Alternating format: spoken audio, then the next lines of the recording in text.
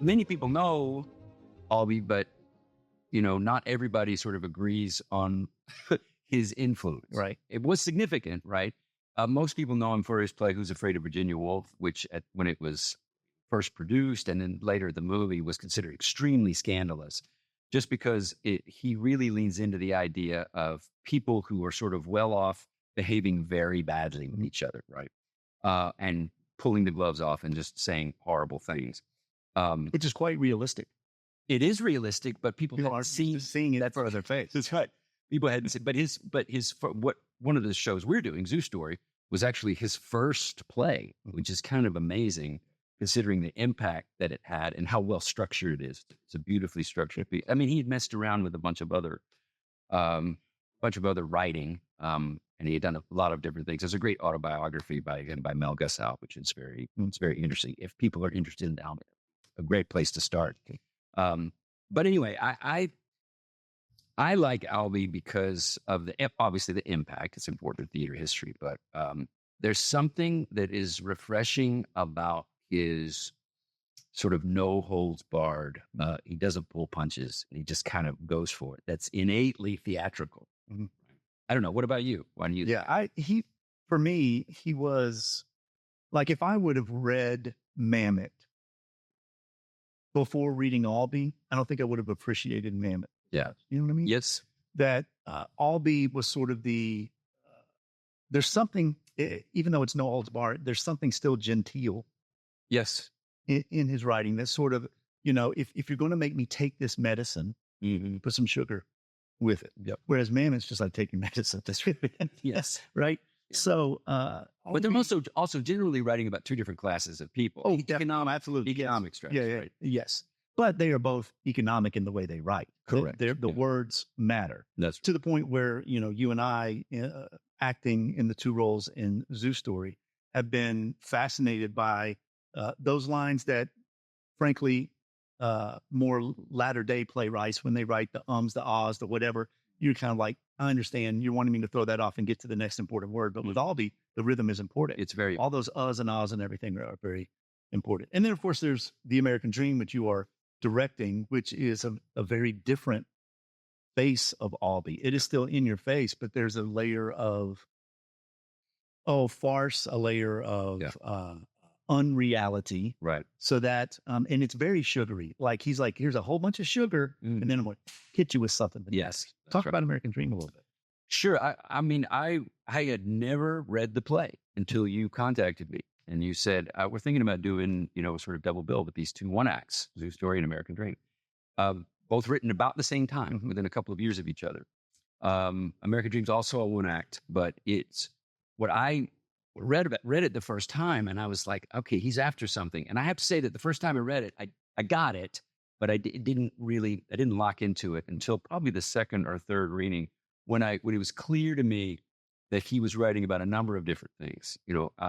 Albee he was adopted into a wealthy family, and he struggled with relationships. Apparently, his family never showed him much affection. His father was sort of distant, and his mother sort of treated him as an occupant of the house. It was almost that they wanted a child, so they just went and got one. Yeah. And it's clearly that he's writing about that in American Dream. That's the first place he starts, is that feeling of isolation and being somewhat unwanted.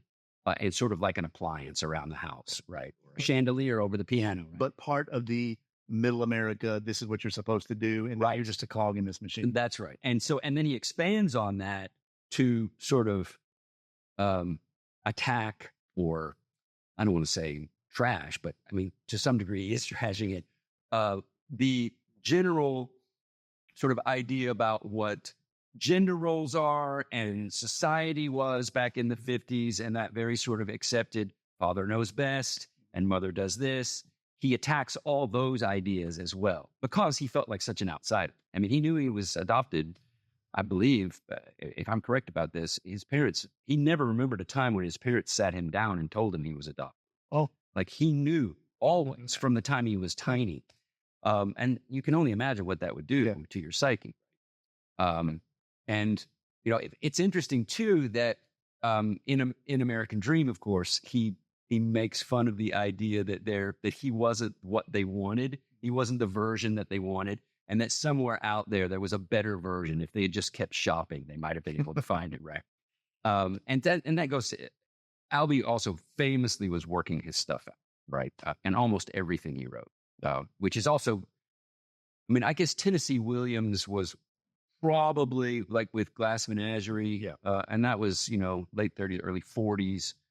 And so he's really following in that tradition when he writes it, but it's much darker and much more. The gloves are completely off. Right? But in your take as director with The American Dream, I mean, you really embraced. You mentioned Father Knows Best, that 1950s genre of sitcom. You really embraced. Talk a little bit about the concept of why you've embraced this particular approach and what it communicates. Right.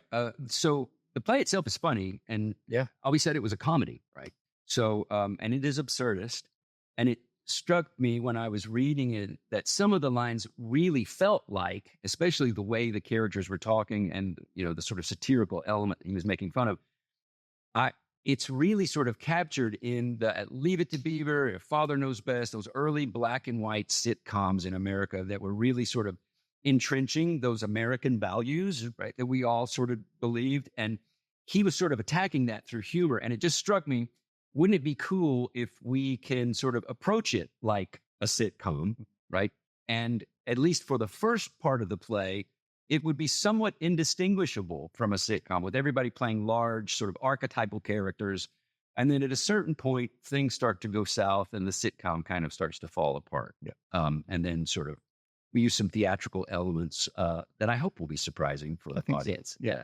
But anyway, that was the concept, right? It's because all those values that Albee was talking about in skewering were represented on television every night, for people of that time. And I think this approach, as an audience member, just sitting out there, they're going to feel uniquely a part of this in a way you're not usually part of a play. Yeah. I mean, we very much create cognitive dissonance with Zoo Story, with our approach there. You were observing this. Right. Yes, they are observing this American Dream, but because of some of the technical elements and things, the little surprises, they're going to feel like, oh, I'm kind of part of. Right. And there are moments when the characters break the fourth wall, and Albee wrote that. There are moments when the characters talk directly to the audience, and he was also playing with form. That was also a time when he was writing this, when there were absurdist writers as well. So he, in a weird way, he's combining the sort of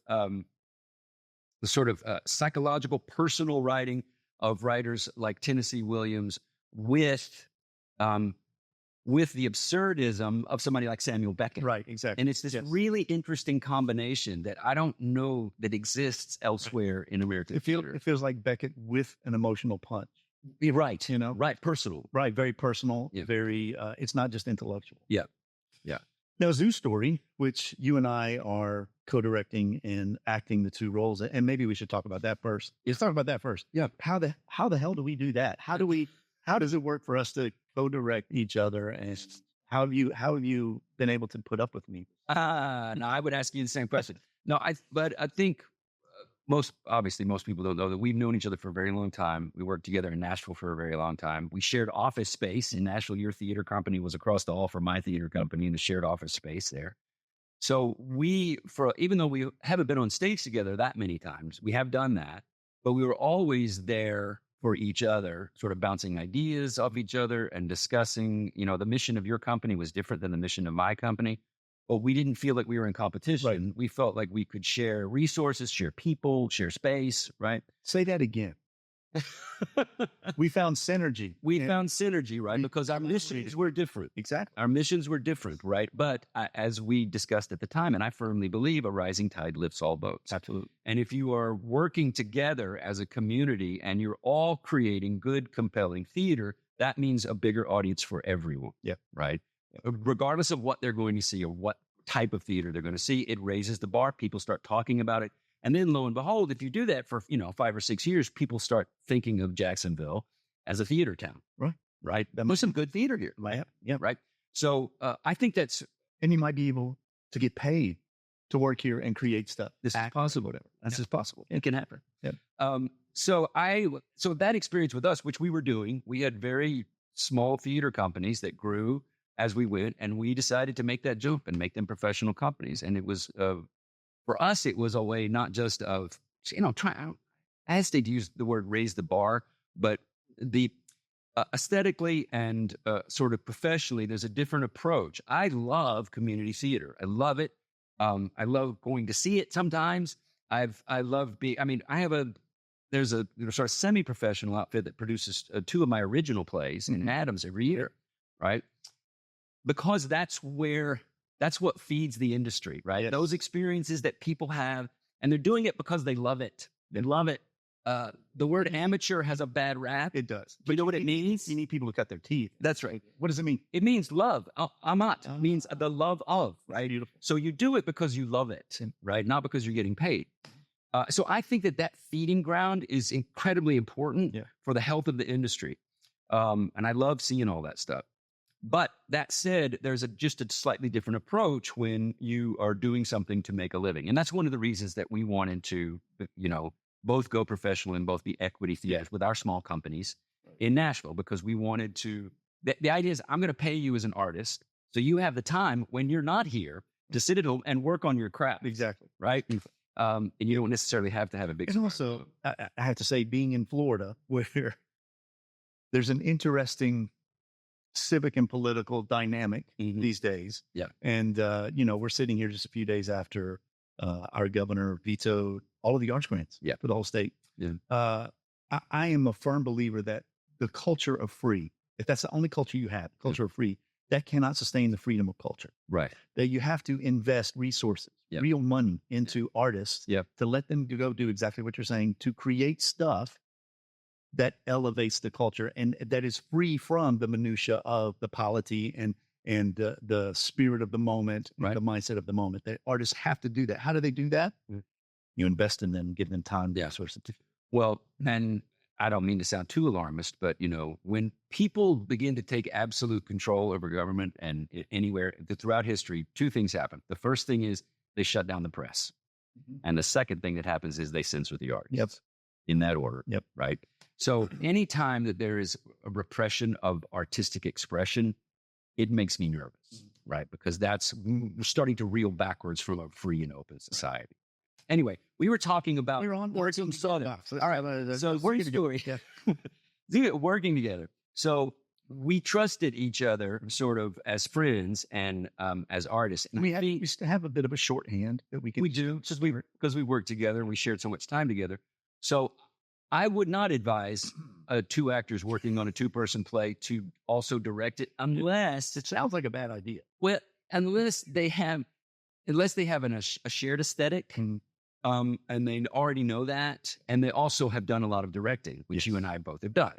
So the only thing we can't do is sit out in the audience, and luckily we have Josh Andrews, who is big part of Lumen Rep, one of the founders, and does not hold back his opinion. So we have eyes out front that can sort of let us know if we're wandering too far off the stage or out of the light or whatever we need to know. But otherwise, I wouldn't advise it unless you have a lot of experience doing both. Right. There's an extreme level of trust. I mean, the kind of trust you want to have in every artistic project you're part of. Just sort of, we knew that's our starting point. We trust each other. Yeah. And we trust each other to be honest. Yeah. Even if the other's not going to like it. Yeah. So that we can push each other. And we also respect each other in the sense that, also I think you're a good actor. Thank you. I wouldn't do it. I would like to get better. I'm like, if somebody who I didn't think was a very good actor had asked me to do this, I'd be like, no, thanks, but I've got other stuff. But I was excited about the idea of getting on stage with you and working with you. And on this piece where I think we decided pretty early on, partly because we're pairing this with the American Dream. Right. The first half of the evening will be the American Dream before intermission. And that we've already talked about that take. Very comedic, there's a veneer of falsehood. Yes. To the approach. And when people come back from intermission, they'll see Zoo Story. Which is a very different thing. Right. We've decided this is going to be extreme naturalism. We are trying to make these people, and I'm not going to give anything away at the end of the play if you don't know it, but some unexpected things happen. Right. And it can almost be farcical if you haven't grounded these characters and made them real dudes, real people. Right. And that's the approach that we decided we're going to take. So that's what excites me, to dig in like that with someone like you, to try to make these people real. And we'll see. And they're very different approaches. And what our hope is that should almost feel like you're sort of spying on something that you really You shouldn't be seeing. I shouldn't necessarily be seeing this. But the people always ask the question artistically, why now? Why are you doing these things now? And I think earlier we discussed a little bit about American Dream and how important that is, right? The idea, or rather, artistic freedom and the ability to have creative expression, free creative expression. And I really feel that strongly about American Dream. But I think that Zoo Story taps into something else that's really important, which is the ability or lack of the ability to talk to each other. Mm-hmm. Right. And that's something that it seems to me in our current state of things. Is that happening? That we're sort of being, and it's being reinforced through social media and through all the rest of the media that we encounter. It's being reinforced that we don't have things we can talk about with each other. And I just think that's blatantly untrue. Now, this piece is a great example of what can happen when you fail to communicate. Yeah. Right. And you can't do it. And for those of you, again, I don't want to give anything away either, but it's about a chance encounter, a random encounter, two strangers, and it starts completely benignly and goes to off the rails, completely off the rails into a frightening place. Yes. And it has everything to do with that, like the inability to really communicate. Right. Contact is made, but it's not the kind of contact we need. That's right. Yes. It's right. Yeah. Yes. Hopefully. Right. Yeah. And, let's maybe to wrap up here, talk about, as directors and as artistic directors, the reason, actually, I don't know why the hell we build companies other than we're crazy. But I think part of why we build companies and try to embrace these endeavors is because we want some element of human transformation to happen with the people who are part of both as artists, technicians, craftspeople, but also audience members, supporters, patrons, whatever. We don't just want you to see something and be entertained. Right. We want us all to be changed in some relevant way. So maybe let's talk briefly about, to wrap this up, what we hope people take away from this absurdist evening with Albee. Yeah. So for me, I certainly hope that they laugh. Yeah. I hope that they are a little taken aback by some of the things that happen. And I also hope that we give them something to talk about on the walk, ride, drive home, right? If they come with someone else, or just to think about if they come alone, right? Something that sticks with them that they carry around, right? Whether it's a performance or it's an actor choice or it's a delivery of a certain line or it's a concept that they see acted out, or even if it's, why did Albee write that? Or why did the artist make that choice? Mm-hmm. All of those things, I think, are completely valid for an audience member to walk away from because it engages you. And it also, and I don't want this to sound like we're trying to scare people or frighten them or anything like that. Because we want them to buy tickets. We do want them to buy tickets. And I think that you will be, entertained and pleased that you spent your money in this way. But we also want people to get slightly out of their comfort zone in a way that, so we want daring people, right? People that go see theater should be as daring as the artists on stage, at least to some degree, right? Because they're willing to go and experience an idea or hear an idea that they may not know. Yeah. And they may have to grapple with that a little bit. And to me, that's the essence of society. Right. And that's, we labeled the second season of Lumen Rep bold, the bold season.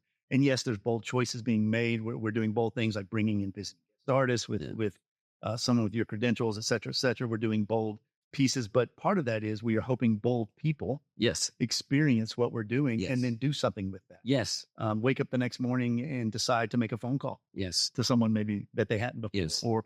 Or to reevaluate a current or former relationship in some way. That's we don't change unless we take bold action. Yes. And so I hope that this is a bit of a catalyst to some degree. I hope so too. And my dad was a minister. You have a lot of experience in that area. And there was a thing that in some structure there used to be a thing called a call to action, right? As part of public speaking. Yeah, right. As part of, and many sermons contain some kind of call to action at the end.